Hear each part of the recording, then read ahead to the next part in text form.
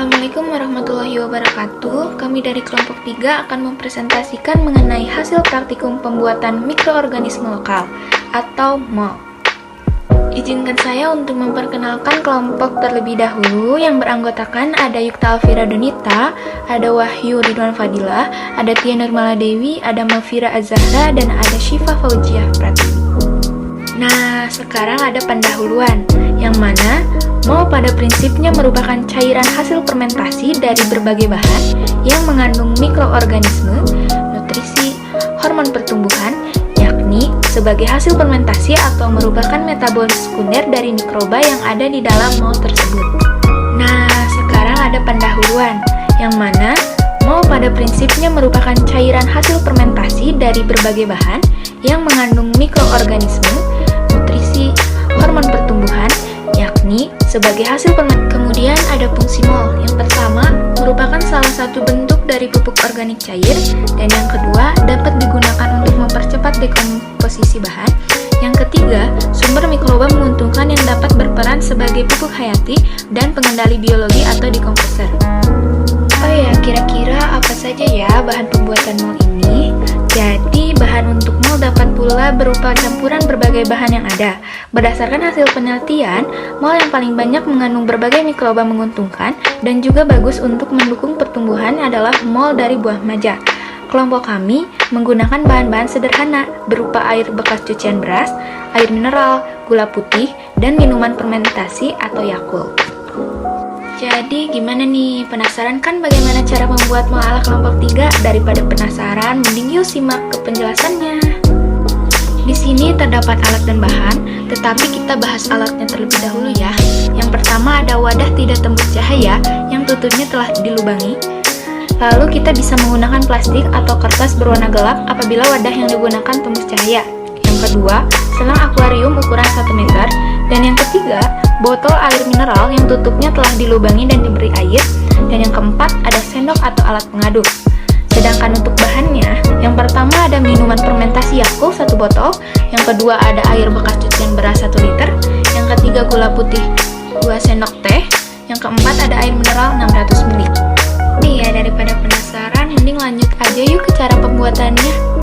Yang pertama, ada menyiapkan alat dan bahan yang digunakan untuk pembuatan MOL. Yang kedua, memberi lubang pada tutup wadah dan tutup botol menggunakan alat seperti paku atau solder. Yang ketiga, menambahkan minuman fermentasi Yakult ke dalam wadah. Yang keempat, menambahkan air bekas cucian beras sebanyak 1 liter ke dalam wadah.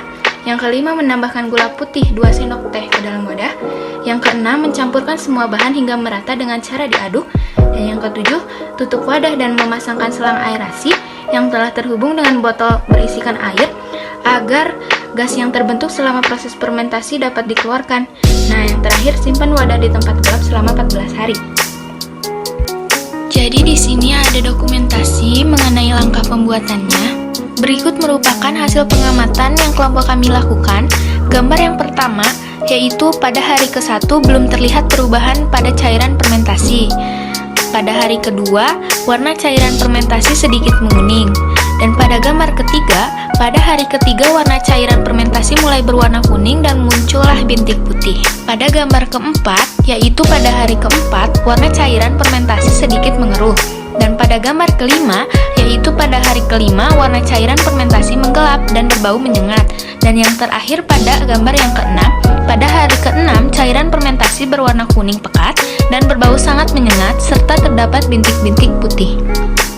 Nah, jadi pembahasannya yaitu berdasarkan hasil pengamatan selama 6 hari, larutan MOL mengalami perubahan warna dari yang semula berwarna putih menjadi warna coklat pekat. Hal ini disebabkan karena bahan yang digunakan telah terdekomposisi oleh mikroba. Selain itu, MOL tersebut juga mengandung gas yang cukup banyak. Namun, semakin hari gas tersebut semakin berkurang, serta MOL yang kami amati memiliki aroma tidak sedap pada minggu pertama fermentasi. Berikut merupakan ciri-ciri keberhasilan pembuatan MOL. Yang pertama, bahan MOL hancur terdekomposisi. Yang kedua, tidak terdapat cacing. Yang ketiga, berbau tidak sedap. Dan yang keempat, air tidak keruh. Nah, jadi bagaimana ya kelebihan dan kelemahannya? Yang pertama, ada kelebihannya, yaitu proses pembuatan mudah dan murah, yang kedua, proses fermentasi cepat, dan yang ketiga, memperkecil risiko ledakan gas di dalam wadah. Sedangkan kekurangannya, rentan masuknya bakteri negatif ke dalam wadah fermentasi, dan yang kedua, masih memungkinkan terjadinya potensi ledakan. Kira-kira bagaimana ya solusinya? Kelompok kami menyarankan untuk menutup wadah fermentasi dengan rapat. Yang kedua, menggunakan alat yang bersih agar tidak terkontaminasi. Yang ketiga, menyimpan instalasi fermentasi di tempat yang gelap dan memiliki suhu yang rendah. Berikutnya adalah membuka tutup pengeluaran gas secara berkala.